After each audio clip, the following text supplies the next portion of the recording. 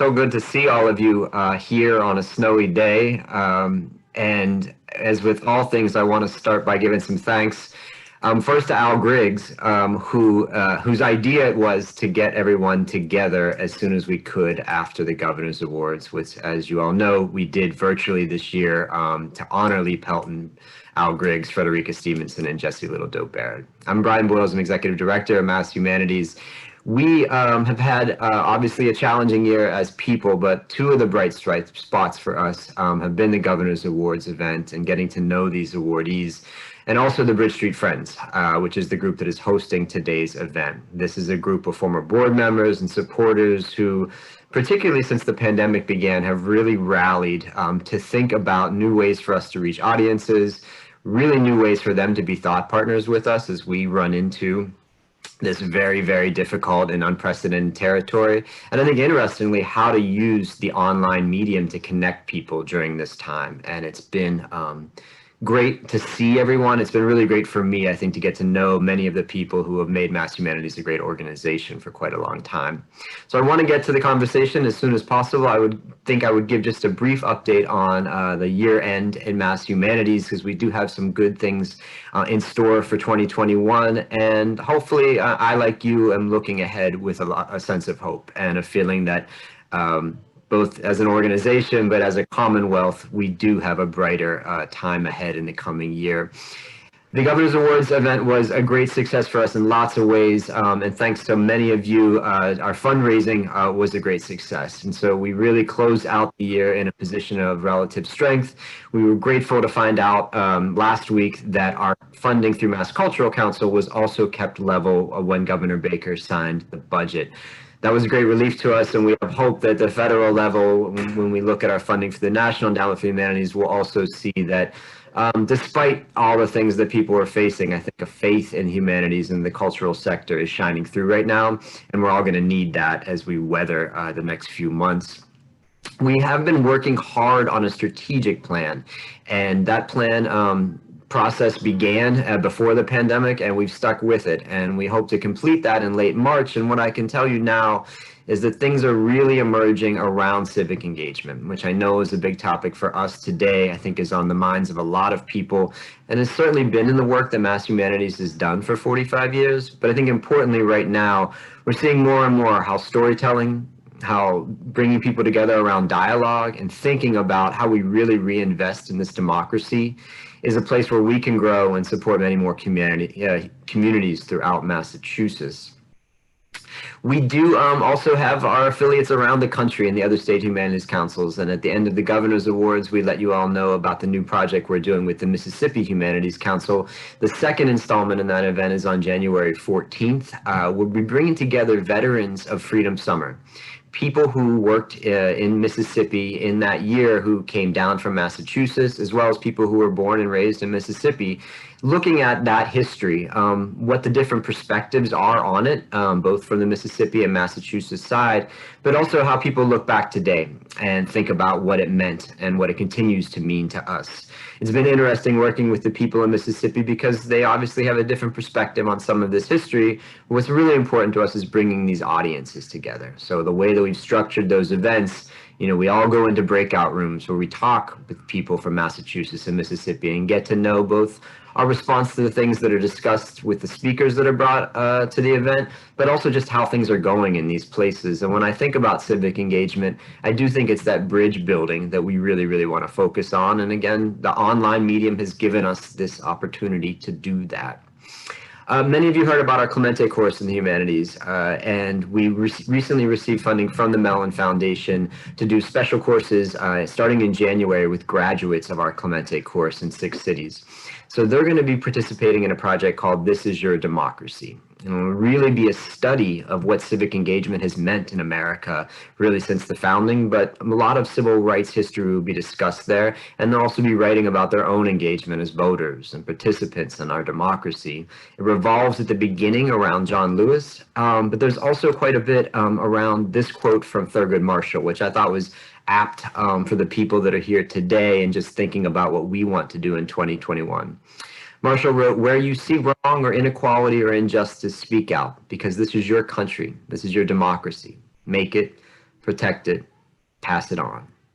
I'm thrilled that we're going to be able to offer that online to all of the people that have participated in Clemente and continue to really find the resources to make sure that people in those neighborhoods have a voice in the way that this country evolves in the next few years.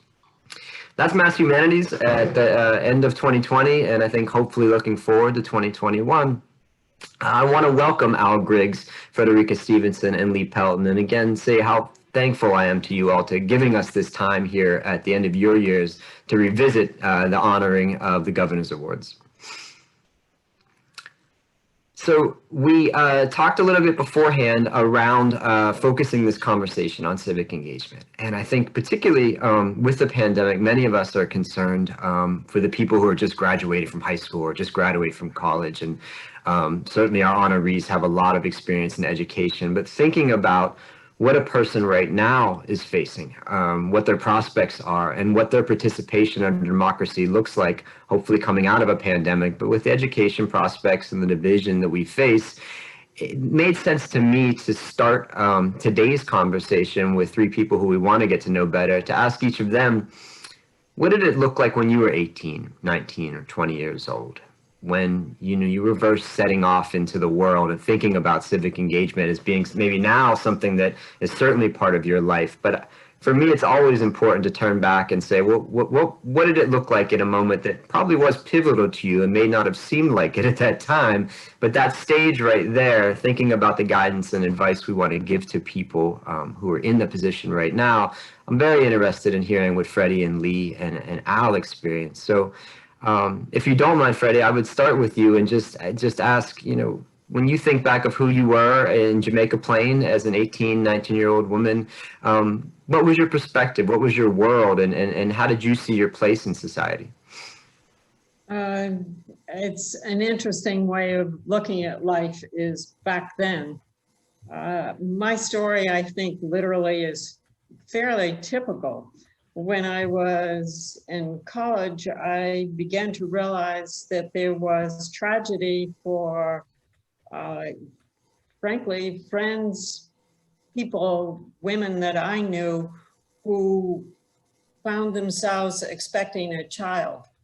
And needless to say, it was such a strong impression at that age that I made up my mind that somehow, some way, I would find a way to help unwed mothers, which I did a few years later with an organization that was already working in Boston, but there was nothing on the outer skirts of Boston, the greater Boston area.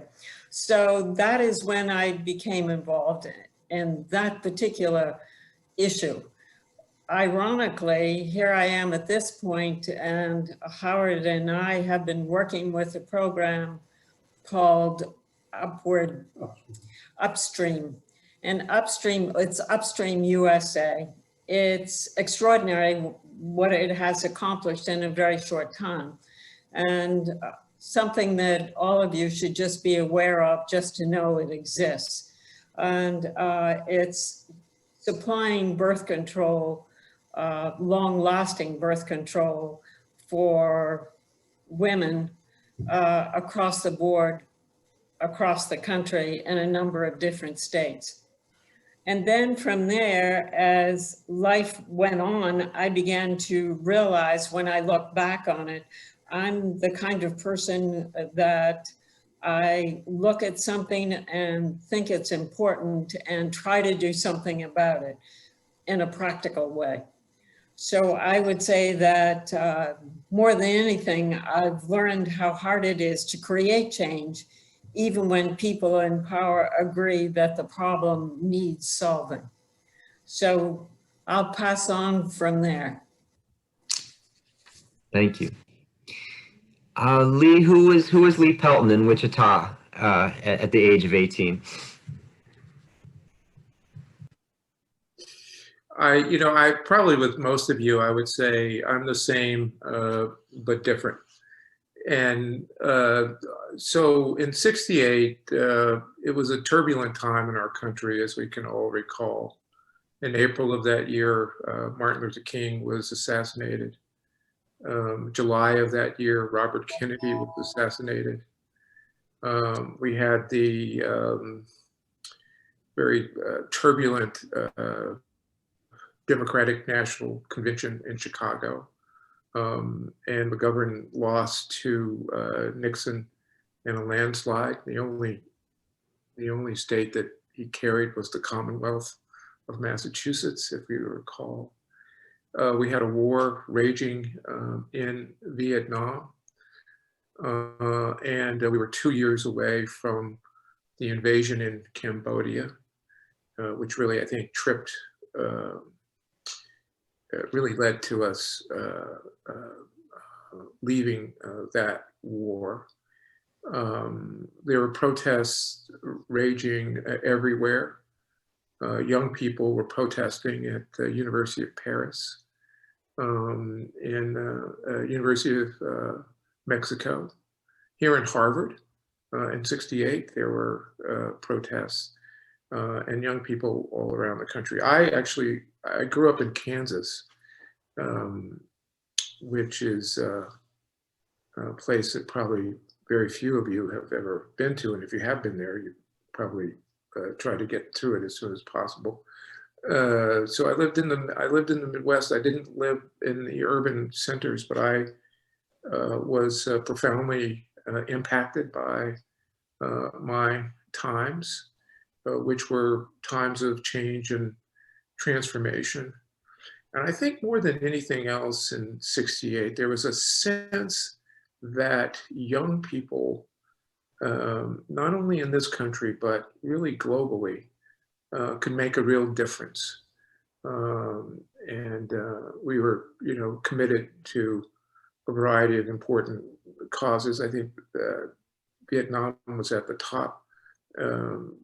Race was also in that. And of course, women were seeking their rights. They continue to do that today. We still continue to have conversations about race. So I guess I could say I sort of cut my teeth on civic engagement.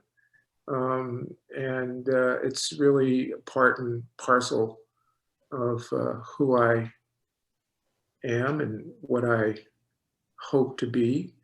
And I guess my overall view then, as it is now, is that we all share a common humanity despite our differences, and that we should all seek to live our lives with meaning, with purpose, and with hope.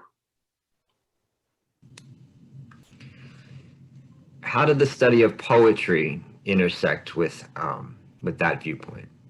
Well, profoundly, because I was attracted to the 19th century British poets, the Romantics.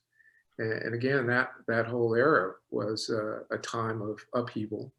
And the Romantic poetry was in sharp relief and reaction to the Augustan poetry of the 18th century. And these were poets who were very much,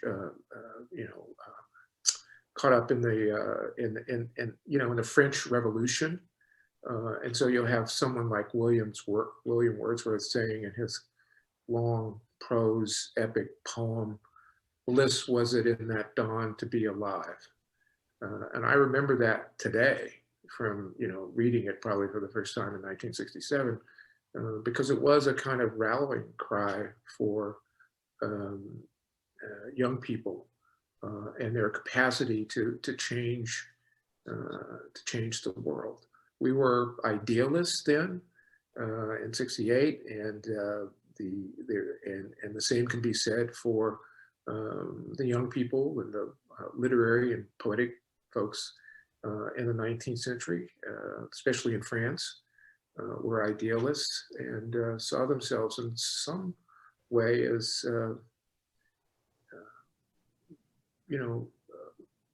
radicals or revolutionaries in opposition to the social structures that came before them. And who is Al Griggs of Northampton? When I reflect back on my life when I was 18, that was in 1958. I'd had 4 fun years at Andover, had done a lot of good things, but it turned out in June I wasn't going to get a diploma because I'd flunked a history course that was mandatory. So instead of going off to Yale or Williams like Bruce did, I went to boot camp just north of Chicago at Great Lakes, Illinois. And I didn't realize it then, but I was fortunate because instead of being with a bunch of fairly well-motivated young boys at that time at Andover, I was thrown into with a group of people. One was a liquor rum runner from Kentucky. One was a former gang member from Brooklyn. And I learned real quickly that we're all equal. We all had short hair. We all were struggling to march in time with the music. And so that was a pretty humbling experience. As I look back on it, it plays itself out in many ways. I'm currently involved with a company, with an organization that works with farmers in Western Massachusetts. And as everybody knows, agribusiness in this country is pretty much a white person's business in terms of who owns the farms. I think in Massachusetts, something like 3% of farms are owned by people of color. However, the workers are virtually all people of color, not exclusively, but immigrants and undocumented people and people of color. And the organization realizes that to really do what needs to be done, we have to build into our thinking the welfare and the well-being of the workers as well as the farmers. So I think, as I said, we're all equal, and Lee said it well. We're all part of one human organization. Now, I know from talking to you that part of your military service, you, I believe, were in the Deep South and had some engagement after several of the murders that happened of Freedom Riders there. Can you talk a little bit about what that looked like from your perspective as a young man? Well, Meridian, Mississippi in 1964 was just the epicenter of everything that was going wrong. We had a cross burned on our lawn because I was a northerner in that southern town. I happened to live pretty close to the black neighborhood. My neighbor came over and asked if I had a firearm, and of course I didn't. He said, "Well, here, take this 38 and sleep with it." It was just outrageous. And so when the base was closed down, and all of us were instructed to go with the FBI to try to find the bodies of those 3 workers who were murdered. And it was an experience that at the time you sort of went day by day by day, and but it didn't take too many years to reflect back on just how horrible and inhumane that time in Meridian, Mississippi was, and you certainly can't ignore it, and it certainly impacts the way I think about things today. I think something that was remarkable from a humanist perspective in 2020 was that much of the conversation and the movements around racial justice, especially in the last 6 months, seemed to be very aware of the civil rights movement, as well as very aware of the history of Jim Crow and slavery, which to me stood out and felt different probably than certainly, when I had seen protests and things like that in earlier points in my life. I don't think there was as much awareness of that history as being somewhere that people drew inspiration from. You've all, I think, touched a little bit on experiences around civil rights. And as we said, we are doing some work with our Clemente students around that history. But I wonder if we could dig a little bit deeper into that and think about, and I open this up to any of you, the relevance of that movement and that experience and what it can teach people who are actually trying to do civic engagement now, both the challenges and the successes of that era. What does it leave as a legacy for us, both cautionary tales and I think also inspiration for people who are trying to participate more in this democracy today?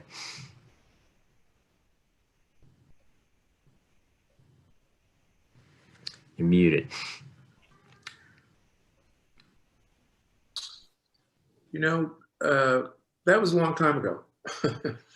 That was more than a half a century ago. And so I'm not sure if I'm not certain of its relevance to today's protests, because they are startling. They're very different than '68. So today, in this summer,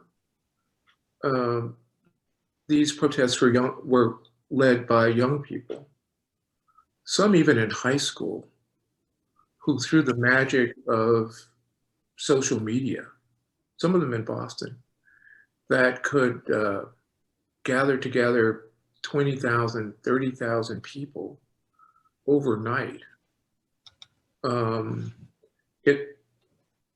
Black, Latinx, and other brown young people led these protests for the most part.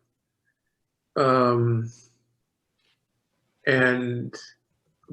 the protests themselves, I think somewhat like '68, were very multi-racial and multicultural. But there's no John Lewis that we could point out today, or Martin Luther King, who was, leading this moment, or it may become a movement, but right now I think it's fair to say that it's a moment. I do think that what is absent in our world today is a historical perspective, and I don't mean that in a facile or even way to indict everybody, but we need to understand the history. We need to understand the history of slavery beginning in 1619. We need to understand the history of Reconstruction and how Jim Crowism was a response to the Reconstruction. I suspect that most citizens are not aware of that. As I said the other night, and as I tell my kids, the most toxic cocktail in human history is ignorance and fear. Those two combined together have created more destruction and division in the globe than anything else that I could point to. And sadly, we had a leader in power who fed off of ignorance and fear, and continues to do so today. And it has created deep divisions in this country, which will, I think it'll be years, or maybe even decades, before we'll be able to move beyond where we are today. Don't you think there's an opportunity within the school systems of changing the history that children grow up with to being a more realistic story of what actually took place? And I have an idea that we're in a place and time now where it's being demanded within school systems. Certainly here, how it goes across the country, I'm not so familiar with. But I would say that it's going to be history and frankly, social justice and social studies is where that change will continue to take place as young people grow up with a much more awareness. Even though it's improved enormously, it can go a lot further than we've given it the opportunity in the past. Yeah, I certainly agree with schools, broadly stated, being the proper place to make long-term systemic change. But I heard another thing just recently that CNN and MSNBC and Fox are all wondering, what are they going to do when we don't have the multitude of tweets every day coming out of the White House? And I just wonder if it isn't an opportunity for those organizations to help get us to the point that you're both arguing we need to get to. If can they accelerate? Is there any role for that media to help us as a nation move forward? I would argue that NPR is certainly a voice that we continuously listen to. Obviously not everybody, but I do think I'm hoping there will be a sense of responsibility in the future about truth-telling, not just saying what they're being told in a tweet. And unfortunately, I just hope that we don't have that barrage once the next president takes hold. Well, I would say with respect to public education, that's not determined, that's determined by states and even cities. And I know that the way they teach the Civil War in Richmond, Virginia is very different than the Civil War is presented, let's say, in a progressive school in Boston. I think, you could look for examples in Texas and other places. So that there's no national agenda or approach to education, for public education, for folks in high school and middle school.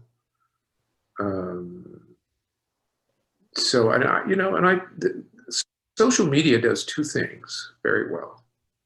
It allows you to connect with people who share your ideas, and it's disruptive. It's destabilizing. That's its two functions primarily. And so I would not look to social media as a place for bringing the country together or bringing people together.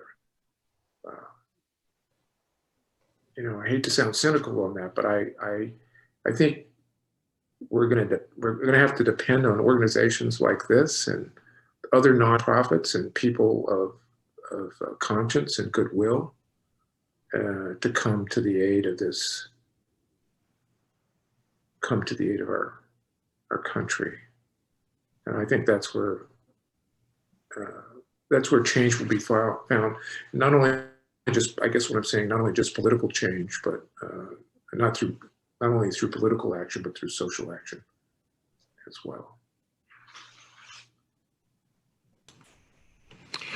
There was a recent report from the American Academy of Arts and Sciences called Our Common Purpose, which started off saying that the thing that most Americans can agree on is that we agree on almost nothing at this point. And it went on to really advocate for organizations like ours to be more oriented to what I think Freddie was pointing out, which is the lack of honest explorations of the stories of this country, you know. And I think, Lee, you're right. Those stories, they get politicized in public education, and they certainly have been under attack and politicized from on high over the last 4 years. We're seeing, you know, efforts to mangle American history to certain purposes, and the way forward would be one in which people really are able to gather and face up to those histories, not in ways that put them on the defensive, but at their public library, in their museums and local convenings, where they can really be able to have a conversation about where we're different on these, but look at what are the facts of the Civil War, because facts do exist about the Civil War, and those interpretations, they can't be allowed to blossom into this really divisive terrain that we have. Someone pointed out in the chat that it's important that people are now reading Jill Lepore's History of the United States, and I think very much that was her mission with that book, was to say there needs to be a narrative of the country again. How do you let all the voices in that narrative, I think, is where our work lies for us going forward. Before we turn it over to questions, I did want to you know, ask each of you about your work going forward, and where you see civic engagement, what role it plays with the organizations you're supporting and leading. And maybe Freddie, I'll start with you on that one, because you certainly have supported education throughout your career. Well, I'm active. Frankly, I spend a great deal of time with the Smithsonian Science Education Center, and that produces all kinds of information and interesting topics, and it's all gratis, so that any school, there are all kinds of videos, all kinds of lessons for children as well as adults to take advantage of. The Smithsonian is such an extraordinary institution, so to be able to use it to learn and to visit on a consistent basis with, frankly, fascinating scientists, the kinds of things they're doing are so interesting and so, frankly, delightful to have the opportunity to learn. But then I'm also involved with the Boston Public School System. I'm involved with a group called Hestia, and that is a group of women who are concentrating within the Boston school system. So I think it's like all these things, we all have different things that we're deeply involved with. NPR is another one for me, and WBUR here in Boston. So community involvement, I think, is frankly a must. The government has not stuck with us during this pandemic to the extent that they should have. And I think without community foundations, community work, the work that the humanities are doing, I think we're going to lose our souls. So I think all of us need to be involved in some way, shape, or form. I think it's important to note that two of those organizations you mentioned are publicly funded organizations in the Smithsonian and in National Public Radio, and that it's important that those are still there to have a real force in the community for all of us to be invested in that. Al Griggs? An example of something that I've been involved with over the last decade is a leadership development program in our area called Leadership Pioneer Valley. And over the last 10 years, they've graduated some 300 people.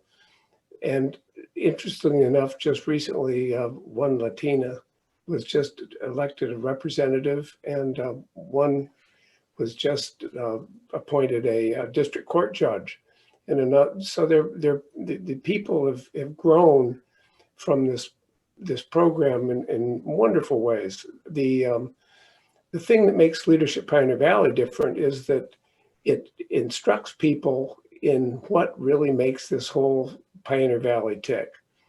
There are people from Northampton who've never been into inner city Springfield. That's exactly what this organization has done. So it's created a group of people, as I say, 300, who are intimately aware of what the town of Gill is, of what Greenfield is, what Northampton is, and the differences it's a mosaic that put together is a beautiful thing. But it's through Leadership Pioneer Valley that frankly leaders who are aspiring and are now being recognized are learning what this community is all about.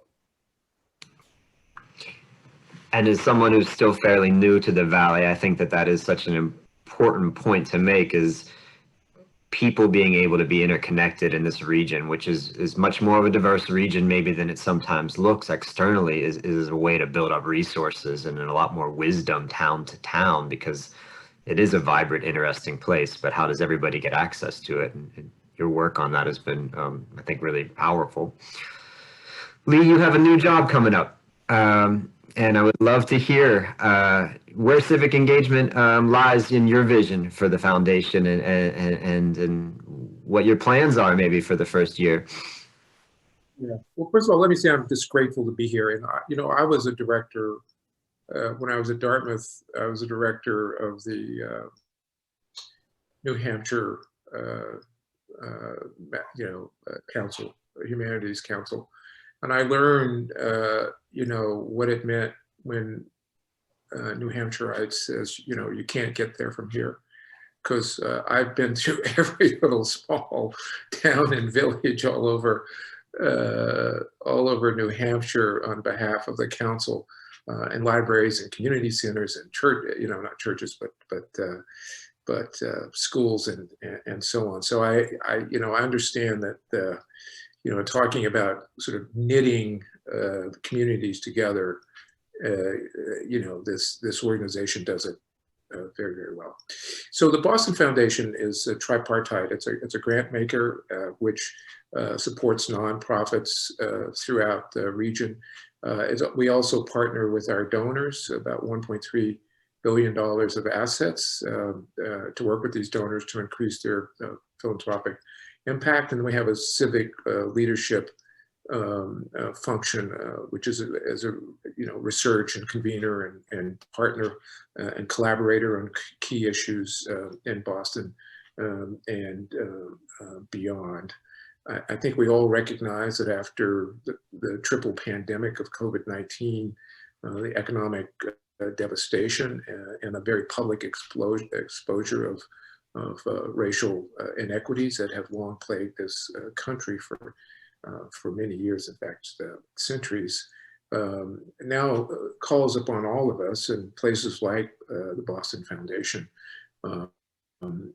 to address these systemic barriers that keep many citizens from fully participating in American democracy. And so that's what we're going to do. We're going to see this, we're going to look at this through the lens of racial equity, but we also know that it intersects with Latinx issues, with LGBTQ issues, with women issues, with the climate justice, access to education and immigration and so on. So those are all very much part and parcel of this and part of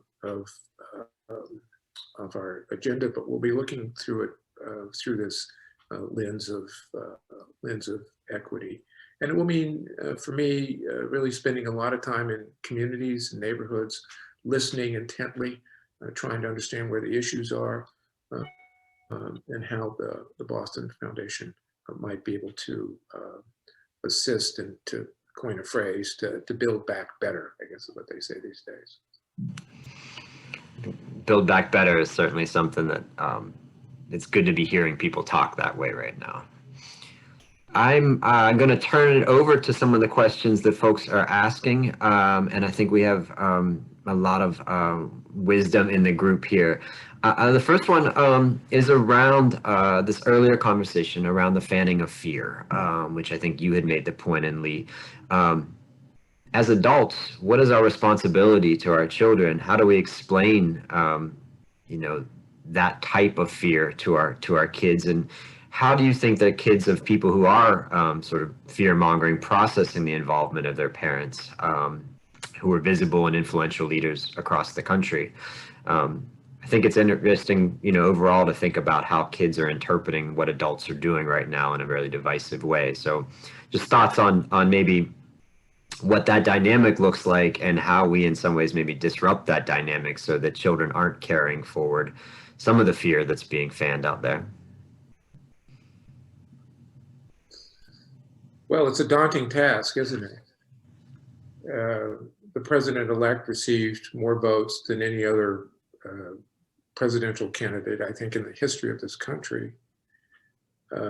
And the person who received the second most votes in the history was the runner-up, 72 million votes. So we are clearly a very divided country.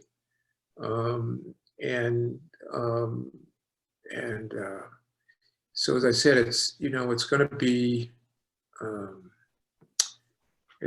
an uphill battle. James Baldwin said that not everything that is faced can be changed, but nothing can be changed until it's faced. So we're going to have some process of an honest appraisal of who we are, what we stand for, and what we hope to be as a nation. Whatever sort of progress we're able to make on these big issues will require some patience and diligence and commitment and excellence. But excellence is not about being something. Excellence is always about becoming something, because excellence is always aspirational. So we're going to have to be in a mood of continuous improvement. And just remember what MLK said about the mark of the arc of moral history bending towards justice. And that's, I think we have to have our faith in that.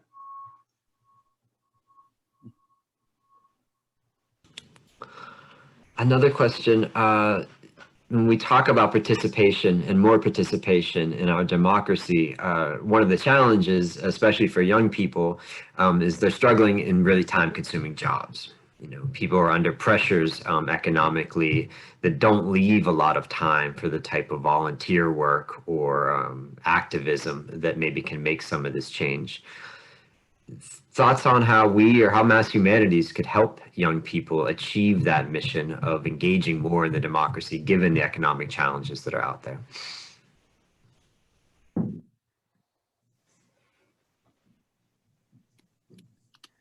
I frankly think that it makes an enormous difference if people become engaged literally in their community.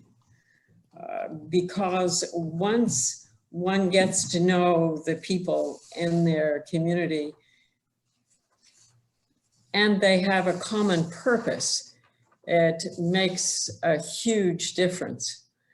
And I also wonder if there isn't some way to make it appealing for people to be able to engage one with the other around something that is a common issue, be it a medical issue, a school issue, whatever issue that's local, that becomes very mixed, because I think then is when fears disappear, particularly when you have a common goal.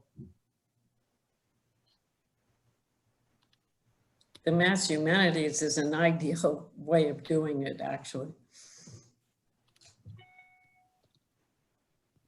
Well, I think it certainly is true that they have limited time, and yet we all know that volunteering is fun, and there's nothing more rewarding than being engaged with an organization that's making change. The only suggestion I would have is acknowledging how busy they are. If they have an attachment to their college or to their high school, that might be a first step to get them to realize the pleasure of giving, the pleasure of participating, something that starts from a known base, if you will.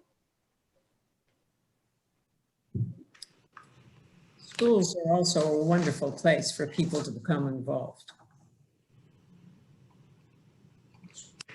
We just have a little bit of time left, and I wonder, this again goes to all three of you, do you have any questions for one another? Since again, the origin of this event was to get to know each other a little bit better too. But just having the conversation we just had, knowing what you know about each other, any questions you might want to ask one another? I would love to ask Lee about how you've done such an amazing job with your college. How, and you've changed it, you've moved it into Boston, it's completely mixed up a whole section of the city. How have you been able to do that? Well, I'm going to say something that's so obvious that, that success is a three-legged stool. It's a strategy, it's resources and leadership, and all three of those have to be in play at the same time. You can have great leadership and resources and no strategy, and the stool will top over, or just pull one of those legs out. And so we had a strategy. We had 5 points of excellence, and we've stayed. We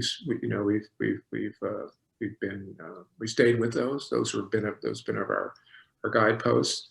And civic engagement was one of those. The others were academic excellence, obviously, and global engagement. And our global engagement has been significant. So we do have an outpost in a foreign country called Los Angeles, and it's been there since 2013. Denise is one of our bright stars as an alum, and I don't know if Denise went to, did you go to the castle? Yeah, so Yes. the castle. So we have a study abroad program in the Netherlands, which is one of the best study abroad programs. But in the last several years, we've developed campuses in Paris and Switzerland, and we're going to open one in Sydney. And these are all partnerships. So the global reach of Emerson was a part of our mission, as I said, along with civic engagement and innovation and academic excellence. That's impressive. Yeah, thank you. Yeah, I'd just like to repeat what I said a couple of months ago, which was that you both are just marvelous people, and I think I used the word incredible people, and I hope to spend time getting to know you a little bit better. And I thank Brian and John and Michelle for organizing this so that we could have this time together. I really treasure it. Yeah, I'm really grateful to be in the same company with the two of you. So really, really very, very grateful and honored. I'm honored, very definitely. And Al, it's a lovely idea. Yeah. There was something in the chat from Aaron that says, Lee, I wonder, no, above that, it says from Ben, what can be done about the gulf that has developed along class, educational, and cultural lines?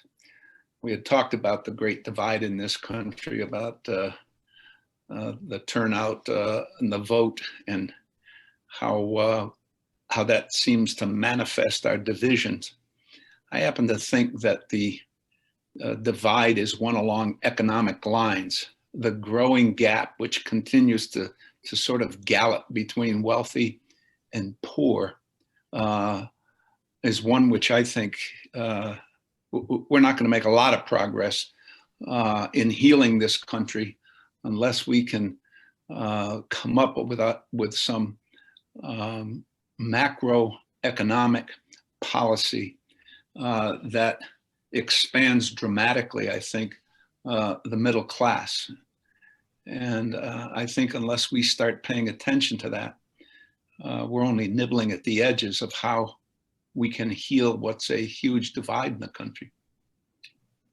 I think there's some truth to what you just said. I think maybe some of us are familiar with the Boston Fed's 2015 report called The Color of Wealth. Right. And it talks about the wealth gap. And again, I'm not talking about the income gap, but what you're talking about, which is the wealth gap.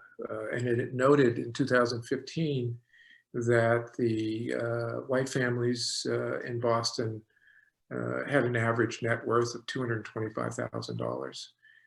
Black families had an average net worth of $8. You know, you read that and you think, well, that's got to be a mistake, but that's true. And today that gap has grown from $8 to almost $250,000. And so what's, you know, related to that, of course, is income and home ownership. Home ownership is a big part of our net worth. One of the things I'm trying to do with colleges and universities and other places is to get us to have more robust,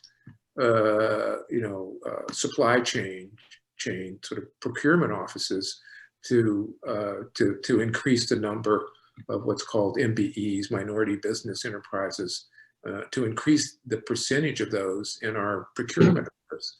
You know, I said to a group of presidents the other day, I said, I bet you get up in the morning, the last thing on your mind is procurement. You probably never think about your procurement office, but that is an opportunity to make some changes. And I think I agree with you, Bruce, 100%. And we have to understand that this is a structural, systemic issue. Yeah. We have to treat it that way.